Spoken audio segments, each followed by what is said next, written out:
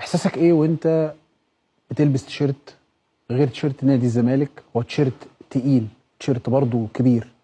انت لعبت لنادي الزمالك وهتلعب للنادي الاهلي. آه الموضوع في الاول ما كانش سهل جدا. انت قعدت في نادي الزمالك 6 سنين، عندك ذكريات كتيره. خصوصا ان انت ما كنتش لعيب بس، يعني ما كنتش لعيب عادي، لعيب بتتحمل مسؤوليات في اوقات كتيره، فتحس ان نادي الزمالك مسؤول منك. فده مش سهل ان انت تاخد خطوه زي دي. بس في الاول وفي الاخر انت اكتشفت في الاخر ان مش عايز اقول كلمه يعني زعل الناس مني، بس مفيش حاجه باقيه. انت اهو انت اتهنت لمده سنه. معلش انا اتهنت حرفيا لمده سنه. الناس كلها بتسرب لي وبتشتمني وبتعمل كل حاجه. سنه خلاص اهو، ده حاجه بتثبت ان انت ال5 سنين اللي عملتهم ولا حاجه. مش حاسسها محبه؟ يعني انا مش عايزك تمشي، هعمل اي حاجه. عارف انت لما يبقى في واحد حريص على حد قوي؟ معلش انا معلش بحاول اجيب لك وجهه النقص.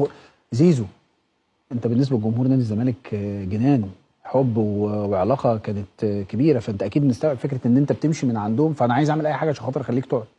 شفتها كده ولا انت شايفها انه؟ لا، ما شفتهاش كده خالص. شفتهاش كده خالص. لا، ما شفتهاش كده. عارف ان جمهور الزمالك بيحبنا، بس تمام.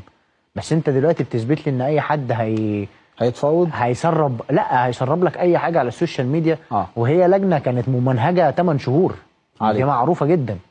ما لا لما كلها ممنهجه 8 شهور وعمالين يقولوا كلام ما حصلش، يقولوا كلام ما حصلش، وهيطلع لك حد دلوقتي يقول لك اصل الكلام عاري تماما من الصحه وكلمتين متزوقين وبتاع. اقسم بالله اللي انا قلته في الحلقه ده هو بس اللي حصل.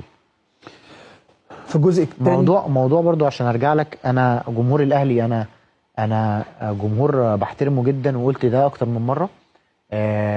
قلت اكتر من مره ان في ناس كتيره قريبين مني ومن عيلتي اهلاويه و... و... وده اكبر سبب يخليك تاخد خطوه زي دي. انت كان عندك عروض كتيره جدا، بس برضو زي ما تقول ليه اخترت الاهلي؟ زي ما قلت في الاول في الاخر، هو الموضوع مش موضوع فلوس، الموضوع هو موضوع شغف. نادي كبير بيلعب في بطولات كتيره، عايز تبني معاهم حلم جديد وتاريخ جديد والحاجات دي كلها، فهو ده انسب نادي تعمل فيه كده.